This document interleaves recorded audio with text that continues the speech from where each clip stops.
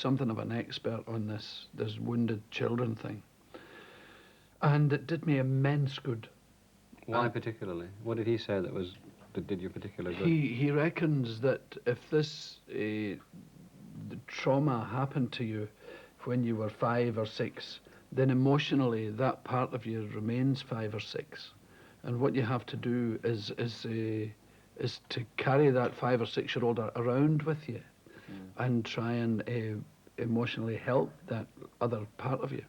So you have to think about it, and it's a very strange thing. You have to get in touch with it, and it can actually talk to you. If you do it right, you can ask it things. You can ask this wee boy stuff. I can see him just now, thinking about him. And it's like a little ghost, you know. I can see him. So he's always in the same position when I think about him. And he's either smiling or he's not. And right now, incidentally, he's smiling, so I'm having a good time. Aye. It's a very odd thing. It sounds really airy-fairy hippie stuff, but I think he's something of a genius, Mr. Bradshaw, and it has helped me immensely. I find that by talking about it, I have a great time. And it rids me of all this nonsense that I was carrying around. That was yet another rucksack I had. You're spending a lot of time in the States now. What are you looking for there? I am looking mainly to expanding my live market.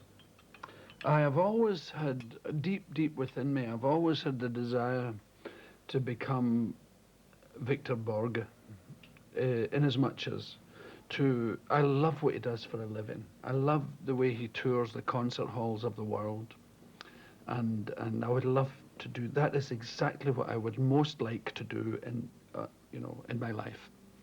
I like being in films, and it's okay, but that's not what I want to do. And I have almost got America. As a matter of fact, I think now I have it. And what does that mean? I am big enough to do Carnegie Hall and the Schubert and all the big concert halls. I am big enough to tour America as a live comedian on my own in the decent-sized venues. And getting that, because I had to do it via television. I don't want to be a sitcom star, but I had to do it to tell people I was there, because I'd been working in America for 18 years and no one knew I'd been born. Through starring roles in the comedies Head of the Class and Billy on primetime American television, Billy Connolly is now one of the very few British comedians who've become household names on both sides of the Atlantic. Time, you practice that violin. You get to bed before the monster comes.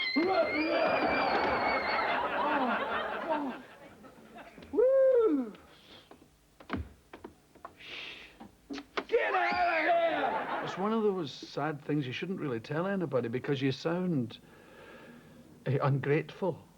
But fame is like athletic fitness. It's not a comfortable thing. People think it would be nice to be as fit as Daley Thompson or something, but it's not comfortable being that fit.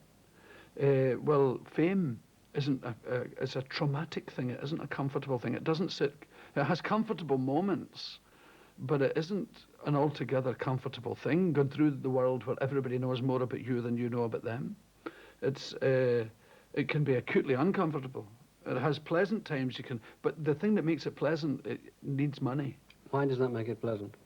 Because you can build a wall with the money.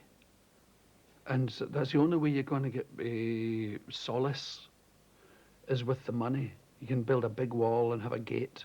So because there's not much fun being on a carousel when you find you can't get off. It negates the real world fame. And the only thing that makes it comfortable is money. So to have fame and no money is a nightmare, because they'll just gang up on you and get you.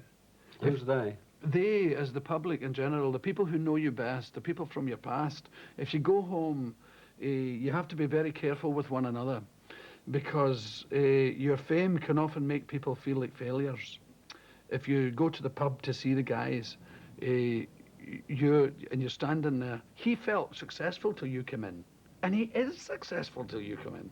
As a matter of fact, he's still successful while you're in, but sometimes you being there makes him feel less successful than he felt a minute ago. And he might, it being a pub, he might get a bit drunk and have a go at you. So you have to get distance from one another. You have to meet your friends in little bursts because you're not good for one another anymore. It's one of the saddest things on earth, I find. It's a peculiar thing. You'll remember very, very little of this, you know. And bits will come back to you as days go by. You might find yourself going... People at your work will say, "You all right?" "Aye." "What's up? You don't seem right." "Oh, I'm all right." Somebody's fucking right with that.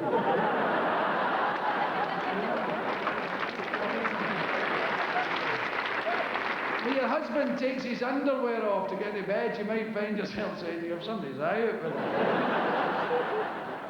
Persevere, you'll be okay. It's been a pleasure talking to you again. All the best. See you next.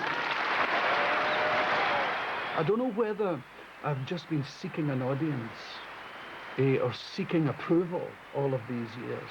But whatever it is that has driven me along with this odd talent that I have, to do it without happiness, without solace, is a complete waste of time and energy.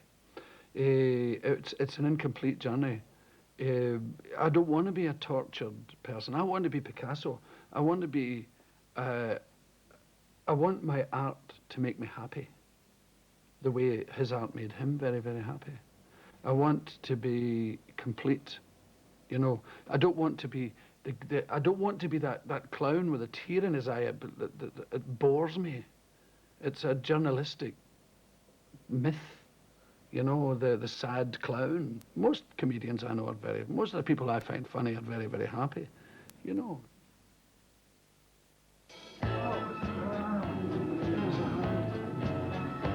That was hard. That was one of those ones I told you where you start nervous and stay nervous. It's very odd. You know, that staying nervous the whole night, that's what happened tonight. Very weird. The trouble with it is you don't get you go and sit off, you're firing 12 cylinders all the time. You don't sit back and think about it very much. So it's very strange. Enjoying myself though. This is where I keep my tea.